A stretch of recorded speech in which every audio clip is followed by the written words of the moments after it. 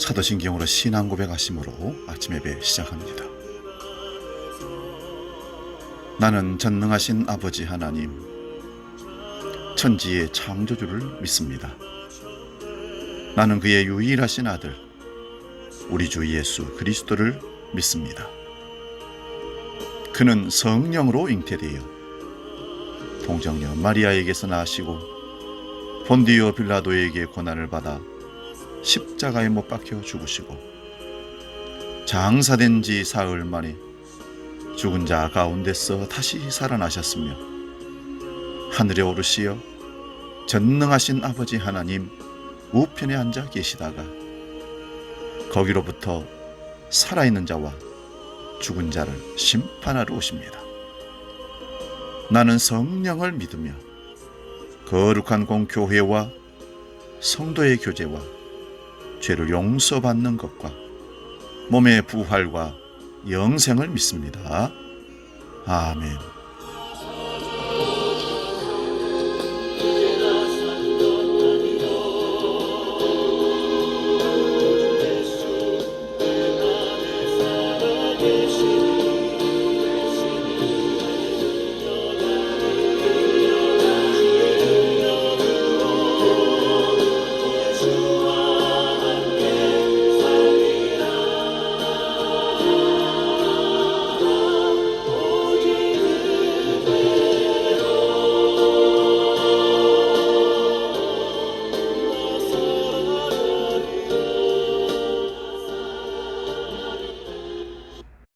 찬송가 304장 그 크신 하나님의 사랑 함께 찬송합니다.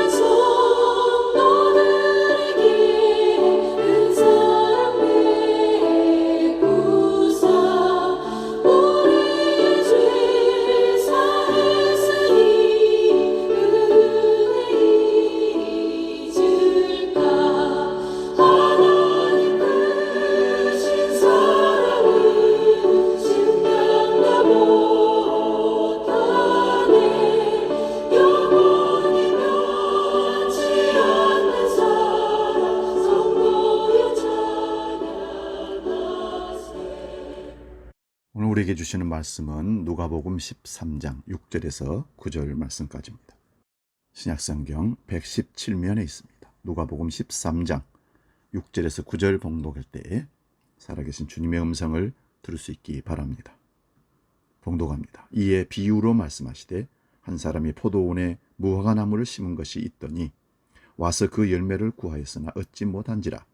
포도원 지기에게 이르되 내가 3년을 와서 이 무화과 나무에서 열매를 구하되 얻지 못하니 찍어버리라. 어찌 땅만 버리게 하겠느냐? 대답하여 이르되 주인이여 금년에도 그대로 두소서. 내가 두루 파고 거름을 줄이니 이후에 만일 열매가 열면 좋거니와 그렇지 않으면 찍어버리소서 하였더라 하시니라. 아멘. 봉독한 말씀으로 덕분에 그리고 때문에 이런 제목을 가지고 말씀을 상고합니다. 덕분에 때문에. 누구 덕분에 잘 됐다라는 말을 우리가 쓰고 누구 때문에 문제가 생겼고 실패했고 어려움 당했다. 그런 말을 우리가 자주 씁니다. 여러분 누구 덕분에 살고 계십니까? 그리고 혹시 실패하고 힘들어한다면 누구 때문에라고 생각하십니까? 오늘 덕분에 때문에라는 말씀으로 하나님의 깊은 은혜를 나눌 수 있기를 바랍니다. 어떤 사람이 자기 포도원에다가 무화과나무를 한 그루 심었습니다. 레위기 19장 19절에는 밭에다가 서로 다른 두 종류의 씨앗을 함께 뿌려서는 안 된다는 율법 규정이 있긴 하지만 포도밭에 무화과나무를 심는 것이 특별한 일은 아니었습니다. 무화과나무는 대부분 심은 지 한 3년 지나면 열매를 맺기 시작한다고 하니까 주인이 3년째 무화과나무에서 열매를 본 적이 없다고 한 것을 보면 이 나무의 수령은 대개 6년은 지난 것으로 보아야 할 것입니다. 더러는 늦된 것도 있긴 하지만 6년이 지나도록 나무에 열매가 없다면 나무에 문제가 있다고 보아야 할 것입니다. 그런 의미에서 찍어버려라. 무엇 때문에 땅만 버리게 하겠느냐 하는 주인의 역정은 충분히 들을 만한, 이해할 만한 얘기라는 것입니다. 포도나무와 무화과나무와 올리브나무는 일반적으로 이스라엘 민족을 상징하는 나무들입니다. 예레미야 선지자는 하나님을 등지고 우상에게로 달려가는 이스라엘을 가리켜서 예레미야 8장 13절에 포도 덩굴에 포도송이도 없고 무화과나무에 무화과도 없다라고 탄식했습니다. 호세아 선지자도 호세아 9장 10절에서 내가 너희 조상을 처음 보았을 때에 제철에 막 익은 무화과의 첫 열매를 보는 듯 하였다 말씀합니다. 그러나 지금의 현실은 그렇지 못하다는 것이겠죠. 열매를 맺지 못하는 유실수는 존재 이유를 상실한 것이나 마찬가지입니다. 요한복음 15장 2절에서 예수님도 포도나무 비유에서 내게 붙어 있으면서도 열매를 맺지 못하는 가지는 아버지께서 다 잘라버리신다라고 선언하십니다. 너무 가혹한 말씀처럼 들리지만 그게 순리일지도 모르겠습니다. 잘라버려야 할 것을 잘라버려야 나무가 건강해지기 때문입니다. 그것은 우리의 삶도 마찬가지입니다. 삶의 격가지들에 너무 집착하다 보면 우리 영혼이 무뎌집니다. 그래서 선택과 집중이 필요합니다. 덜어내도 될 것은 덜어내야 하고 잘라낼 것은 잘라내고 단순해져야 힘이 생깁니다. 우리는 어떠한 열매를 지금 맺고 있습니까? 열매를 맺고 싶으나 맺지 못하게 하는 가지들이 무엇입니까? 그걸 빨리 발견해서 잘라버리고 꺾어버리는 것이 필요합니다.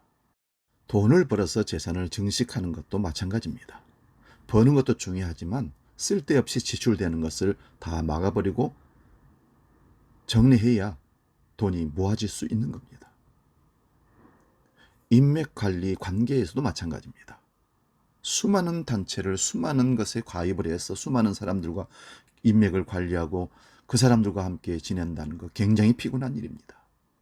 정말 관계에 나에게 필요하고 그에게도 유익한 그런 관계가 있다면 지속적으로 발전해야겠지만 그렇지 않은 관계는 정리하는 것도 필요합니다. 우리는 지금 7달을 살아가고 있습니다. 2021년이 어떤 열매를 맺는지 지금쯤 우리가 점검을 해봐야 됩니다. 아직도 뿌리를 내리지 못하거나 아직도 잎이 피지 않거나 꽃이 피었는데 열매가 없거나 하면 다시 한번 재정립하는 시간이 필요합니다. 아직 성공이라고 실패라고 말할 수 없는 시간입니다. 그러나 지금 점검하지 아니하면 하반기 남은 5달 동안 우리는 또 계속해서 이 일에 매달려서 열매 없는 삶을 살다가 후회하는 인생이 될지도 모릅니다.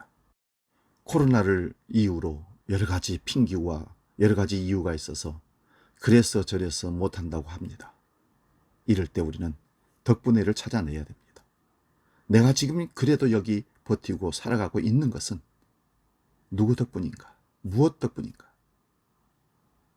지금쯤은 그것을 점검하시고 새롭게 시간을 조정해 볼 필요가 있습니다. 더워서 코로나 때문에 여지가리 경제적인 여유가 없어서? 세상이 그래서? 언제까지 우리가 핑계대고 이유와 함께 한 걸음 전진하지 못하고 계속해서 답보 상태로 폐쇄적이고 더욱더 우울한 그런 삶으로 나아갈 것인가? 다시 한번 돌아볼 수 있기를 바랍니다. 점검을 하시고 낙심할 것은 없습니다. 오늘 우리를 위해 간청하고 계신 포도원지기가 있기 때문입니다. 땅만 차지하고 있는 무화과나무를 베어버리란 주인의 명령에 포도원지기는 이렇게 간청합니다. 주인님, 올해만 그냥 두십시오. 그동안 내가 그 둘레를 파고 걸음을 주겠습니다. 그렇게 하면 다음 철에 열매를 맺을지도 모릅니다. 그때 가서 또 열매를 못 맺으면 그때 찍어버리십시오. 8절 9절에 말씀합니다. 주님의 부르심을 받은 지 수십 년이 지났어도 여전히 옛생활을 청산하지 못한 우리입니까? 여전히 육신의 정욕과 안목의 정욕과 이생의 자랑에 붙들려 살아가고 있습니까? 여전히 교만하고 무정하고 돈을 사랑하며 절제가 없고 거칠기에 이를 데 없습니까? 겉으로는 경건하게 보이나 경건함의 능력을 부인하는 그런 상태에 있습니까? 이쯤 되면 찍어버리라는 주인의 명령을 원망할 수도 없습니다. 하지만 포도원지기는 주인의 노여움을 무릅쓰고 한 해만 더 기다려 달라고 간청합니다. 이런 포도원지기를 두고 오지랖이 넓다 하겠습니까? 생명을 살리는 일에는 오지랖이 좀 넓은 것이 좋습니다.